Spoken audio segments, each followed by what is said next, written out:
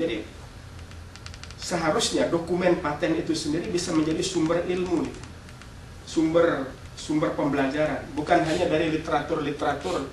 Kalau misalnya kita ingin mengembangkan penemuan di bidang kita, mestinya yang dicari itu seluruh dokumen-dokumen paten yang berkaitan dengan bidang kita. Nah, bagaimana cara melakukan searching? Bisa kita cari di WIPO, World Intellectual Property Organization, yang bermarkas di Geneva itu. Itu dia menyimpan lebih dari 50 juta paten misalnya untuk seluruh bidang, dari 18 klasifikasi paten. Ada di bidang logam, ada di bidang pangan, ada di bidang farmasi, ada di bidang sandang, pangan, semuanya banyak. Ada 18. Tinggal sesuaikan dengan bidangnya teman-teman, cari di sana apa yang akan keluar. Di dalam dokumen paten itu akan dijelaskan di sana deskripsinya, judul patennya, judul penemuannya itu apa, deskripsinya itu apa, tujuannya dia apa, lalu penemuan yang dia patenkan itu seperti apa, lalu prinsip bekerjanya paten itu seperti apa. Ya, jadi kalau kita lihat sekarang, ini kita bicara dokumen paten. Kalau kita lihat substansi deskripsi dari dokumen paten itu semua yang paling esensial di dalam sumber pembelajaran itu. Tinggal kita mengeksplorasinya, lalu mengintegrasikan dengan kemampuan ilmu kita, lalu bisa dilakukan inovasi lagi. Jadi itu bedanya invensi sama inovasi. Kalau inovasi itu sebuah produk yang merupakan hasil pengembangan dari invensi sebelumnya. Tapi kalau invensi jadi, yang memang belum pernah dikembangkan sebelumnya, beda dengan discovery.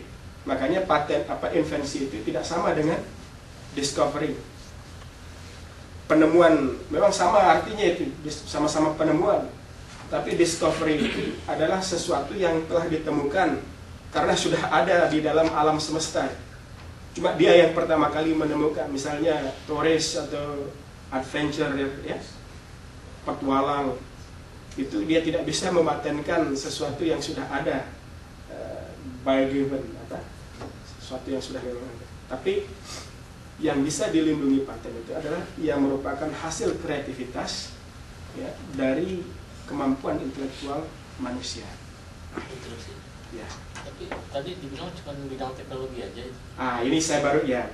Tetapi saya ingin sampaikan, ternyata ini kan kita bicara paten karena ini skopnya ini di bidang teknologi. Tapi saya ingin sampaikan, sesungguhnya hak atas kekayaan intelektual, ya, secara konseptual itu diartikan sebagai seluruh produk-produk, ya, dari intelektualitas manusia yang lahir di bidang seni, ya, sastra, ilmu pengetahuan, dan teknologi.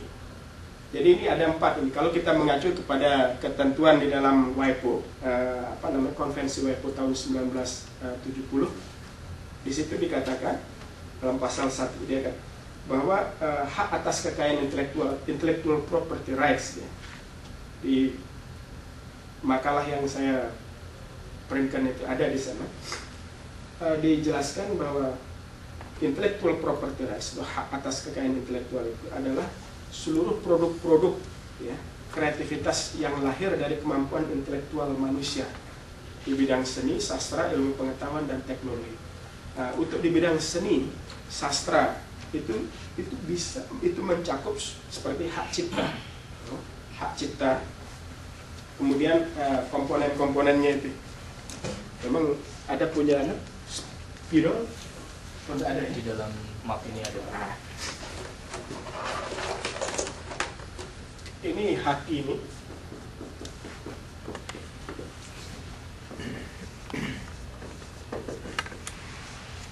Hak cipta.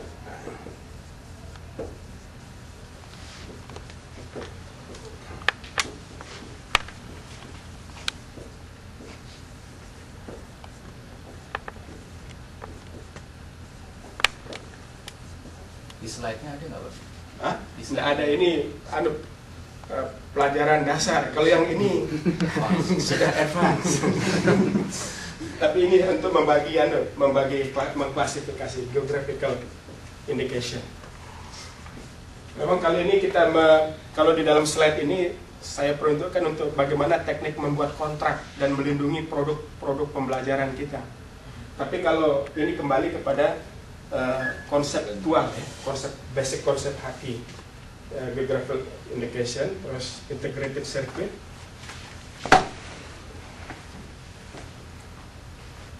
Ya, paten, merek, kemudian desain industri.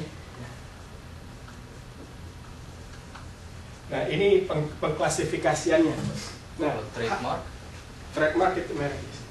Ya, trademark, merek dagang, ya. Trademark. Jadi ini masuk dalam kategori hak industri dia. Nah, sedangkan hak cipta ini itu bisa mencakup di sini ada ruang lingkupnya itu seni, sastra, dan ilmu pengetahuan. Seperti misalnya buku-buku kita atau hasil diskusi, termasuk puisi-puisi itu masuk di dalam karya sastra itu. Terus seni misalnya seperti lagu-lagu, lukisan,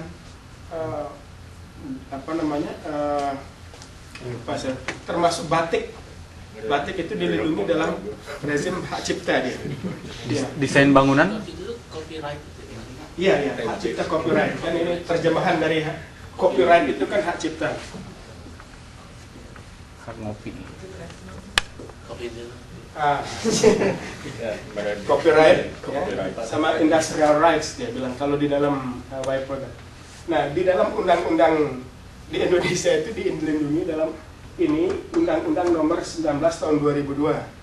Sedangkan ini di dalam Undang-Undang Nomor 14 Tahun 2001. Nah, merek ini dilindungi oleh Undang-Undang Nomor 13 Tahun 1997.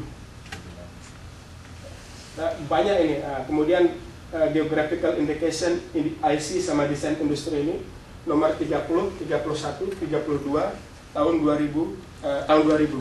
Geographical indication maksudnya apa? Ini menarik ini, Pak. Indikasi geografis, ya, atau geografis itu indikasi geografis itu diberikan untuk produk-produk yang lahir karena struktur alam atau karakteristik dari geografinya itu melahirkan produk yang khas. Misalnya seperti satu contoh. Iya. Kalau ubi Cilembu itu kan tidak bisa ditanam di daerah mana saja kecuali di Bandung itu ya. Sumedang. Daerah Sumedang. Nah, iya kan? Iya. Itu artinya daerah itu memiliki kekhasan. Tidak boleh ada daerah lain yang menjual ubi dengan menggunakan nama ubi Cilembu. Karena dia dapat dituntut oleh komunitas Cilembu itu.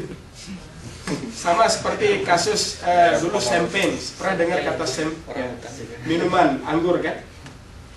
Jadi anggur champagne itu ternyata itu bukan merek gitu. Saya baru tahu setelah ada kasus, kita pelajari kasus dulu di waktu ada seorang dosen saya di Sydney. Dia bawa itu botol champagne. Dia bilang ini champagne ini sendiri sebetulnya bukan merek ini, tapi ini indikasi geografis yang dijadikan merek. Terus saya tanya, kenapa kok merek? Ternyata anggur ini, ya, anggur yang champagne itu mempunyai cita rasa yang hanya bisa tumbuh di daerah Champagne, di daerah Prancis. Tidak bisa tumbuh di daerah lain. Ternyata setelah dicek itu struktur tanahnya, iklimnya dan lain sebagainya. Dia di atas karang itu, tumbuhnya anggur itu, bukan di tanah atau pasir. Sehingga melahirkan cita rasa yang mungkin khas dianggap dan sampai terkenal sekali. Nah, pernah ada kasus, ada di Italia orang menerbitkan, memproduksi anggur di Italia, lalu dia menggunakan merek Champagne.